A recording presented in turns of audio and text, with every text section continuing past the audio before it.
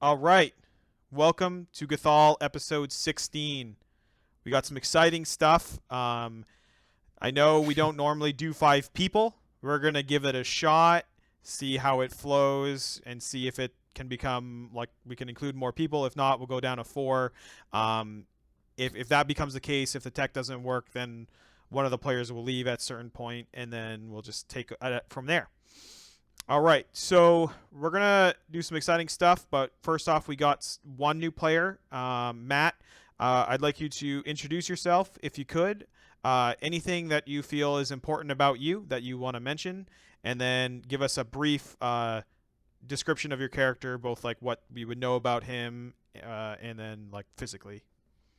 I'm Matt. I play Zalzu Dorney. He's a rock gnome resident of Gathol. He, is a tinkerer. He's a artificer. He's been helping out Coil, keeping him ship shape and in good working order. And he is new to adventuring outside of the cave walls in town. So he's, just excited to see the sights and Nice. get into it. Get into an adventure. Very cool. All right. And what about a physical description? You said gnome, but you want to? He's got a beard to fit into the dwarven community. He doesn't want to, shake things up too much. Brown hair, nice beard, just sort of a standard, 30s ish dude of a rock gnome. Cool. All right, so let's take care of some downtimes before we get into the game.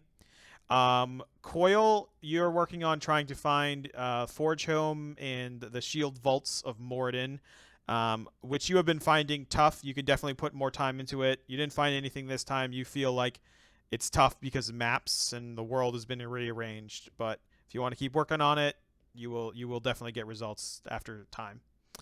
Okay. Gravy, you've been working on training with Jadmac, and so I will after this session level him up to level 2, so that'll be great. You'll have a NPC cleric for that. Nice. Starfire, you're still right? Yeah. All right. Cool. Yeah. So we'll do that. Ander, you have had no downtime, so it doesn't matter. Okay, so what we typically play, like when we play a different session, we pick up the next day, like just like the morning of the next day. However, this time we're not going to do that. We're actually going to start off a little bit before the other team gets back. We're going to start off with Coil, Gravy, and the angels, and you're all sort of sitting around on these chairs, having sort of a group therapy session, trying to like teach them manners and how to react and things like that. And why don't we start off with the camera will focus in on Coil with sort of Gravy in the background, sort of absorbing what Coil is saying. So Coil, give us what you would tell these angels and Gravy in this therapy session. So I imagine I'm sitting down in the one of the comfiest dwarven chairs in Gathol, with my legs crossed, and I have a notepad and a quill pen, and I'm sort of taking notes. And I say, oh goodness, like what would Coil say? So I say, so Gravy, you have anger issues as well. I mean, yeah, I think so. Yes, Interesting. it's getting that- better. Really? That's great. I mean, yeah. I think it goes. Tell me about when these anger issues started. Well, to be honest, I only remember afterwards, uh, as a younger child, I was bullied quite frequently. And I think at some point it reached a level that made me kind of lose my senses, and I was getting picked on, and then everything went black. And the next thing I remember is uh, I was surrounded by adults, and they were yelling at me like I'd just done something terrible. And after that, I wasn't allowed to go to birthday parties. When the when the camera cuts back to Coil, he's sort of spaced out, not taking notes, but he has a big grin on his face, and then he says like he snaps, he kind of like snaps to attention as though he wasn't really paying attention, and he says, interesting, that's great. Sorry if I seem distracted. I'm just really happy right now. Really feeling very fulfilled. And then I'll turn to the angels and I'll say, what do you think of Gravy's story? The angel that it's a woman, and they're the one who used to be a cleric. They reach over and they put their hand on your shoulder, Gravy, and they say, "Thank you so much. We also know what it's like to be in a constant state of tension. It is okay. We can work through this together." And I assume you're translating all this. And then all three of the angels get up and they all hug Gravy, just like this big sort of like hug. You can tell that even though these, like they still have a lot of compassion, as though these, because they're from the heavens, but even though they have been fighting, and the longer they've down here, the more that they've connected with it. Wow.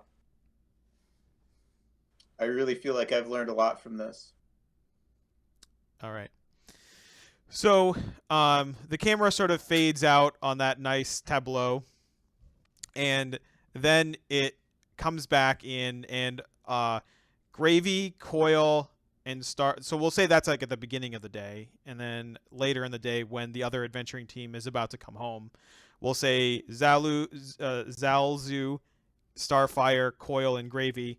You're all back around the Great Hall, sort of waiting, because you knew that the other team sort of took on like a big task.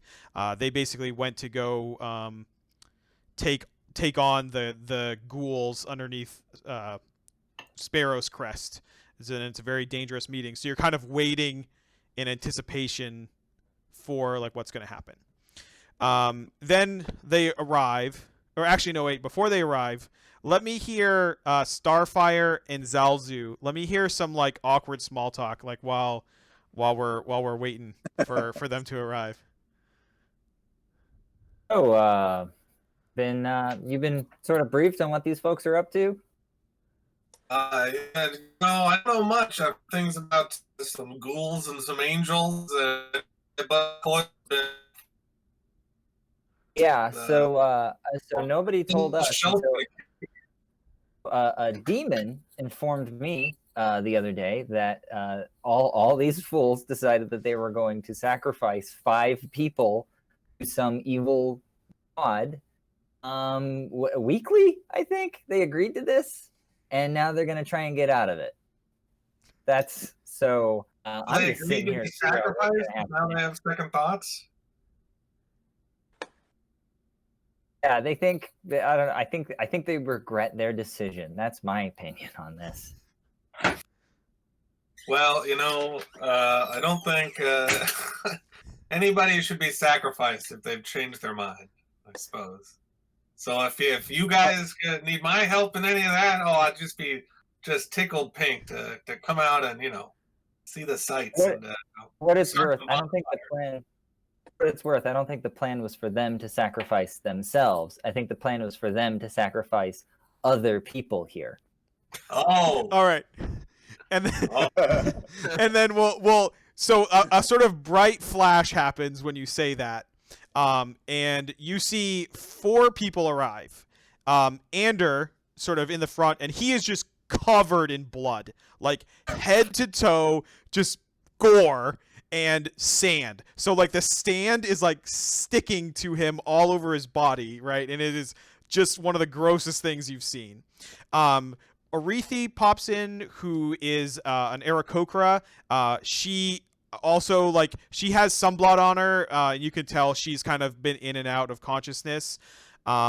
Sage, which is a rogue, sort of covered in blood and like daggers, like there's sort of like, you don't know if it's their blood or the enemy's blood or like that sort of thing.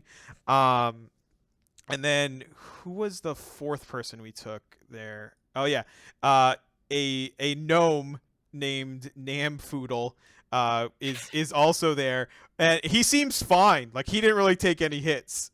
So this might be like a little bit of blood, as though like what was that medicine roll check for? See if they needed any first aid. They don't now, because they're, you know that they're going to be safe here.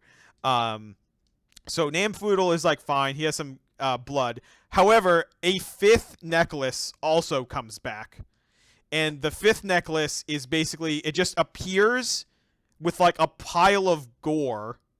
It's just gore. And then Gravy, can you make a perception check for me? All right. Let me see. I haven't set up any of my rolls, so give me 1 second.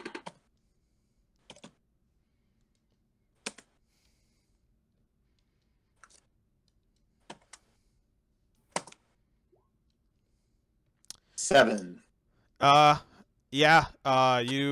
It's just a lot of gore around a necklace. You're unsure of what it is. So, we'll say for sake of ease, like, Ander is there and he can talk and stuff because he didn't get knocked unconscious multiple times, but the others are too woozy and they kind of all disperse to get medical check. Starfire says, so, looks like this went well. So Ander takes a minute to sort of like read the room before he speaks. Coil just looks still just delighted, like he's on cloud 9. It went poorly. I won't. That give is, any other way to say that. yeah, that sounds terrible. So, what exactly happened? So Ander is gonna look to Gravy real quick, and in Dwarvish, because Gravy is a dwarf, if memory serves, right? Mm-hmm. Yeah. So he's gonna speak to Gravy in Dwarvish, basically asking, could the two of us speak privately, please? Sure. Say in Dwarvish. What's going on? Something that Gravy should know about first. I will happily answer any questions you guys might have about what happened in Sparrow's Crest, but this has to happen first. Thank you. So do you step outside or do you make the others leave? No, I will step outside just for sake of ease. Okay. All right. I'll follow him. What's going on?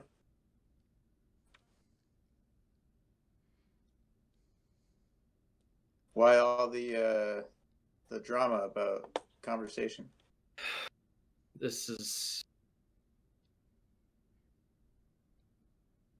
not something that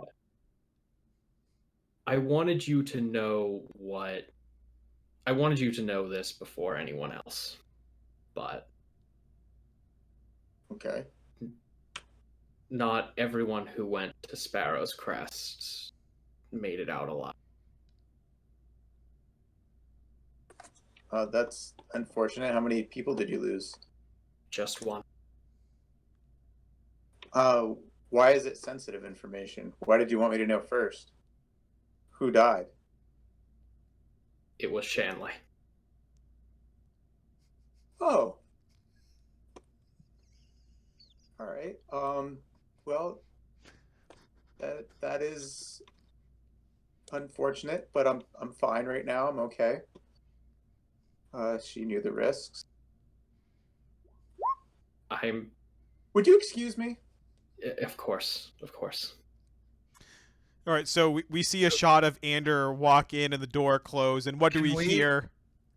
Can we cut to to us in the room? I kind of want to give Gravy his moment before we get your moment. Well, it's going to affect Okay, sure. the other. So Coil this whole time has been grinning, right? And when the others leave, I turn to Starfire and Zalzu and I say, I'm just so happy I've met someone, and she's very special, and we've really hit it off lately. Her name is Shanley. Wow. She is. I'll tell you, she has done things for me that no one else has ever done before. That's gross. That's gross. All right, so we'll cut out to Gravy. So Gravy, not hearing any of that,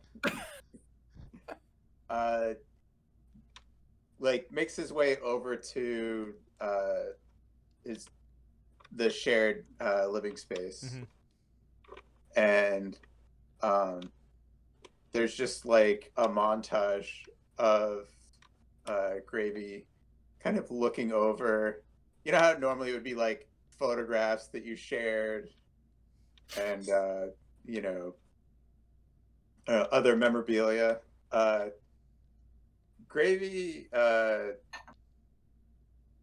just basically has like one thing in the whole place and no memorabilia.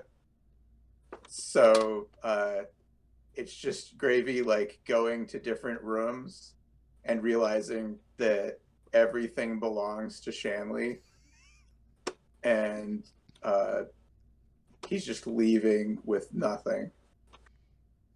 But also, like, in the back of his mind, he's remembering his therapy session and holding it together. Like, he can hear Coil whispering in his ear. What? And What can he hear? And he's managing his feelings. What does he hear Coil whisper in his ear?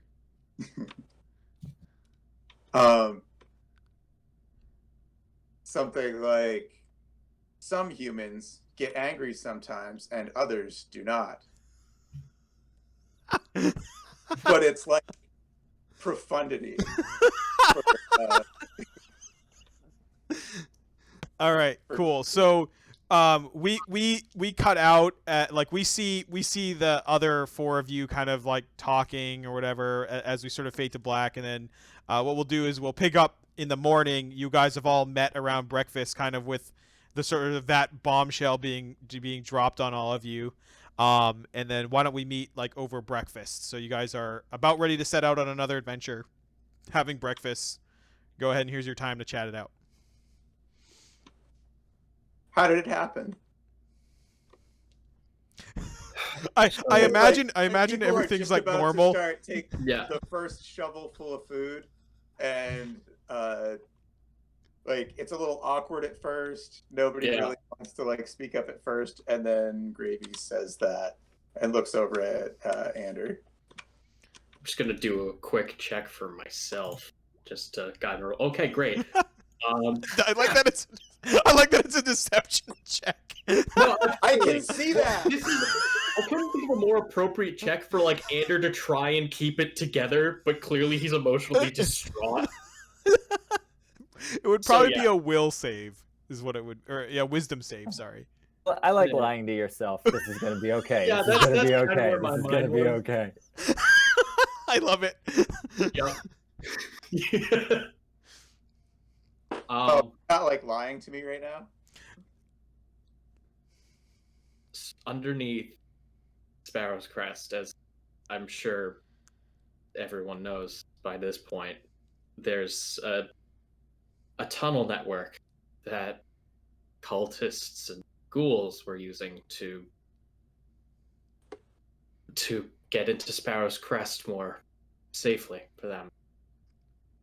We were underneath, and Shanley and I were fighting some of the ghouls down there. Others had broken off to deal with their leader, and this monstrosity curled out this rotted, foul hand, plunged it deep into her chest, and it ripped out her heart. I strike the table and say, "People are trying to eat." I hope there wasn't any pain.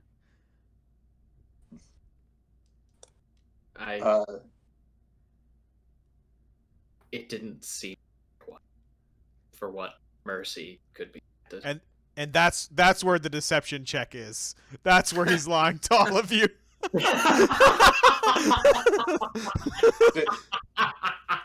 Do I roll? Like, Yeah, you can roll insight to tell if he's lying. And anyone can. All right, that's not my forte, but it's a straight roll. I'm really glad to hear that she wasn't in any pain. Yep. You guys believe him. You lying shit. That So if he Oh wait. ripped out, Sorry, that's without your bonus. Do you have a bonus, Gravy, to insight? True. Huh? I don't think it's one of my. That's not something I have a bonus in now. Well, you'd still add your Proficiency? not proficiency, but your attribute. Wisdom Yeah, is wisdom. 0. Okay. Yep. So yeah, you don't. Yeah. So Yeah. yeah. You think that really puts me at ease to hear that she wasn't in any pain. Oh wait. You didn't Shane- roll it. You didn't roll insight, Coil. Yeah, Coyle isn't. He's not trying to detect lies. He doesn't. That's not part of who he is. Yeah, why would I lie about this? I mean, I feel like with what you revealed, you'd be pretty interested. I feel like you should roll. I guess the way I imagine Coyle is like he's not someone that really pays attention to like human emotions and really tries to like delve into those things. Okay, that's fair. Starfire, which is why the therapy sessions are so weird. Starfire, you know he's lying to sort of like it was much worse, but he's trying to sort of soften the blow. quick point of interest: if her heart was ripped out, how did she end up a pile of goo on the way back?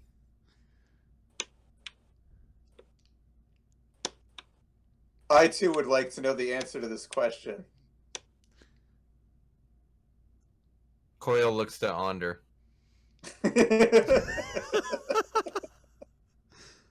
How familiar are all of you with what ghouls are exactly? Not as more familiar than I'd like. They are an undead type. Assessment threat level 1. Like, Anders' heart just sinks in his chest hearing that. It's just like, oh great, this was easy and we fucked it up. Awesome.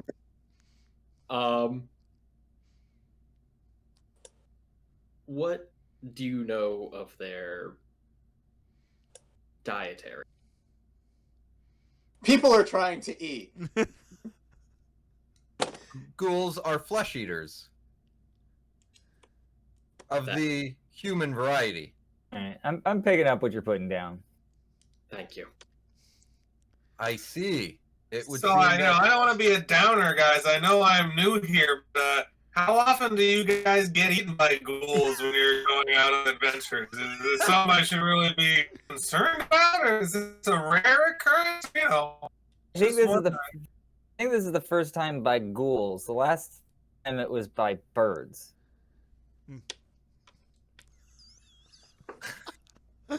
the deaths occur infrequently, though There. they are rarely devoured by ghouls. The camera pans out, and Keen is just sort of sitting there, like, and then he adds in like, and it's mostly people on their first or second time out. That's usually when it happens. You know what? I'm not going to worry about it. It's going to be great. Say, that is a shame to hear about Shanley. She meant so much to so many people. That's so well said, Coyle. Thank you.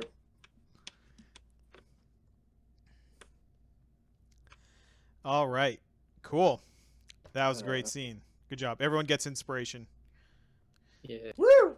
We're gonna need it. Yeah. All right, so let's transition. You guys are now sort of strapping up. You know, you're getting all your gear together. What do you all want to do? Let's get this over to the map area here. I'd like to know sort of how the So I understand that the party last time came back roughed up. Are we still on the hook for 5 sacrifices every week, or? Oh. No, their leader. We chased him out of Sparrow's Crest. It's unlikely he will return, but we only managed to chase him to the edge of a vast desert, and we're not sure where he went from there. No, it was never our intention to sacrifice anyone. It's not what a demon told me. I assure you, we had no intention of sacrificing anyone, least of all to a demon of all things. I would swear that on my life and my soul. Let's go.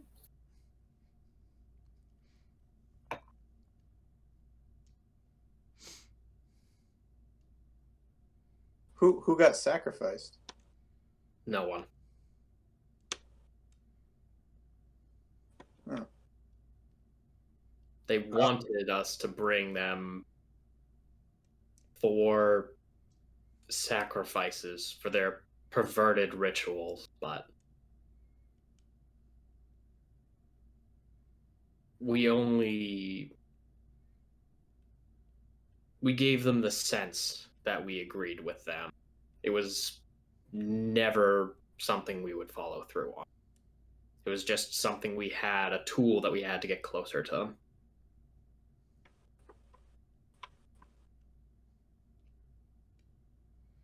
Is there anything from Shanley that you were able to bring back?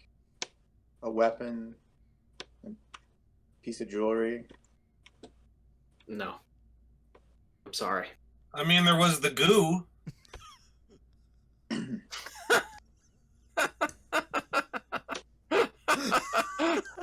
I mean, sorry.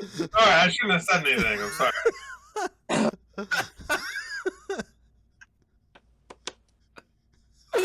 I think I'm gonna be sick. and then Keen's like, "Hey, I'm trying to eat over here. Don't be sick." And then he just keeps eating.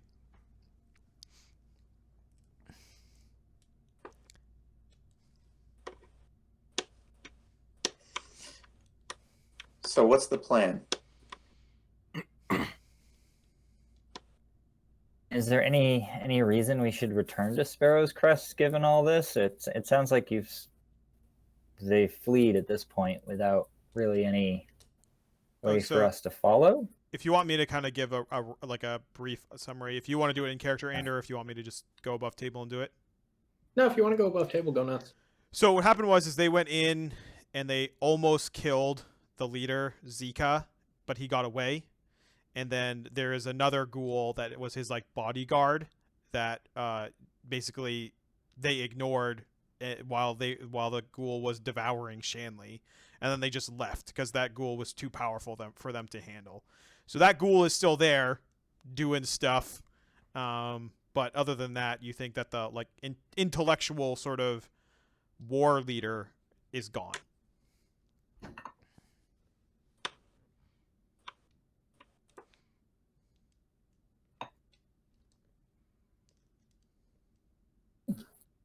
I mean, I'm not sure. I don't feel like there's anything there for us to follow Yeah, now. I concur. I'm confident that the people of Sparrow's Crest are safe, if not at the very least, much safer than they were before. Okay. Where is Sparrow's Crest located again? It's down here. It's this like blue sort of thing. Yeah. I'm trying to zoom out. I can't. Oh, there we go. Thank you. It's the very bottom of the map. We keep talking about going to that tower. I haven't been there yet. No one has. You guys want to check out the tower? The town? I am admit that intrigued. Yeah, If there's the a four of base you, tower. Three days travel to the southwest is a big old tower. I think we had some information on what they were for, though. I can't remember now. What the tower was for? I mean, you know, it's a mage's tower. Yeah. There's a key, I think, that was found that was thought to maybe be related to the tower, which I think we just sort of said is communally available and Correct. have it if we want. Let's see. So, I mean, as the crow flies, it would be shorter distance to go like through the forest, but there's a road that gets us quite a ways to the south, and then we could head west just before is it Sparrow's Crest? Yep. And you could also there's a waypoint in Sparrow's Crest, so you could actually teleport to it and then cut across. So it'd be much faster. That's probably the best way to go. We can kind of see what's going on in Sparrow's Crest over there, see if Sure. popping off there. All right. if the four of you don't mind, I would like to go with you if that's all right. I'd like to check up on Sparrow's Crest myself, and I have been curious about what's been going on in that tower. Okay. Your desire seems reasonable. Please accompany us. Thank you. All right. Awesome. So, you all. Before we go, who has potions? Anyone? Not me. I have one, but it was looted, which doesn't count for our Yeah. inventory here. And then I have one healing potion You have that one. heals 2d4 health. Perfect. And then I think Starfire, you had the healer's kit, right? I have a healer's kit. Yep. Okay. So do you guys want to buy one potion? Matt, basically, you run potions kind of like you do in video games. Basically, there's like a maximum that the party can have. So if you want to buy a potion, now would be the time. How much for a potion? It's 50 gold, and it heals 2d4 plus 2. No, I have 5 gold. Since I have my pot of bonfire, which is much more important. Or it's for cauterizing wounds. All right, cool. So you all teleport to Sparrow's Crest. All right, so you all see this is kind of like just like a dusty, large house. One notable in this house that seems to have been placed here after, there's sort of like a small altar with some lemons that are starting to kind of rot. Like it looks like they've been here for like a week or so. But other than that, it's pretty nondescript. You are in this building here. Well, is it obvious what an altar of lemons means in this? I You mean, know, so I mean, you could ask. You probably wouldn't know. Is it an Arcana check? I mean, Ander, why don't you just explain it to them? We'll say. This is an offering to the god that Urethi has devoted herself to, a god that calls themselves Shax. This seems to be a method of tribute or devotion. You can make a religion check, Zalu, instead of an Arcana check. Shax is a god of like the sea and like dark depths. So, and not like, not a great one, like not like a good Right, one, okay. like Not a good one. yeah. I don't have any lemons, but I have some pine saw. From what I understand, they seem to take offerings of either lemons or gold. Gravy, do you touch the lemons? No, I don't have any reason to. Okay. Well, it looked like you were doing something, so I just... I'm pouring some pine saw. I say to Zalzu, Eurythi has made a pact with this god. We encountered some of them by the coastline, and I sort of give Gravy a look. Oh yes, I do remember that. It was a very successful mission. We all got plenty of fruit. It was the first time I have ever encountered evil cultists and left being in the wrong. Very successful mission. All right. Quite... So, did you all want to check out the this building here, which is where the cultists live, and go into the tunnels, or did you just want to leave straight away? How does the village at large? Are they any different or better or worse for wear? Yeah, you don't think that the village has noticed what you guys have done at all. The gentleman we should talk to is a devout follower of the Silver Flame, a gentleman named Siegfried. He would be the person to speak to about this.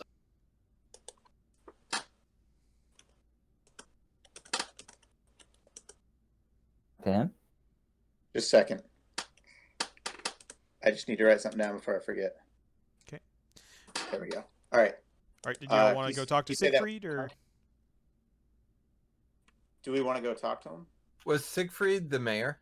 Yeah, he was the mayor that was like, oh, I've seen Warforged before. That was that guy. Yep. Right. Okay. While we're here, I mean, if we're going to, that would make sense before we leave. Sure. All right. Check in with him. So mayor lives in this building here.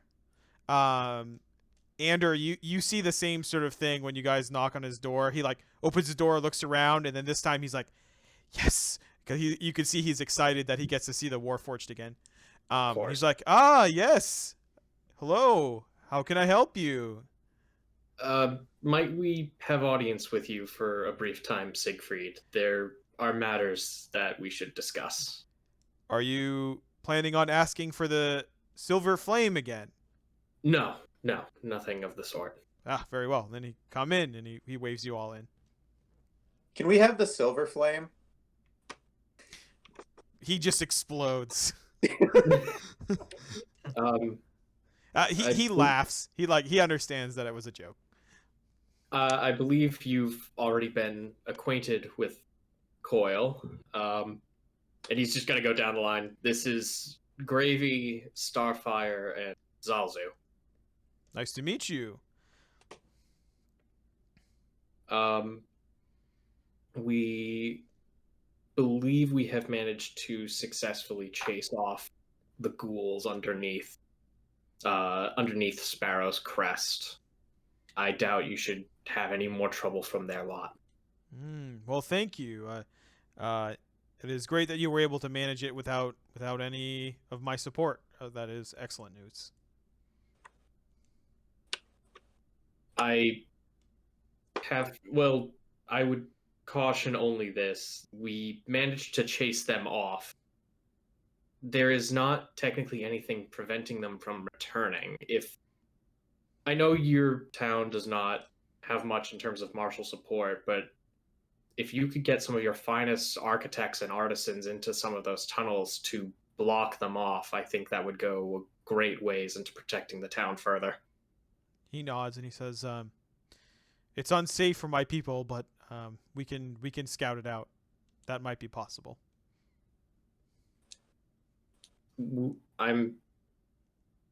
I think I can safely speak for myself, at least Arethian Sage as well, when I say that we would be willing to return and make sure that your people are safe. He nods and says, "Thank you." Cool. All right, Siegfried has been updated.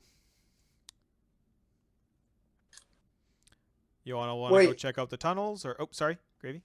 What kind of support was he considering sending?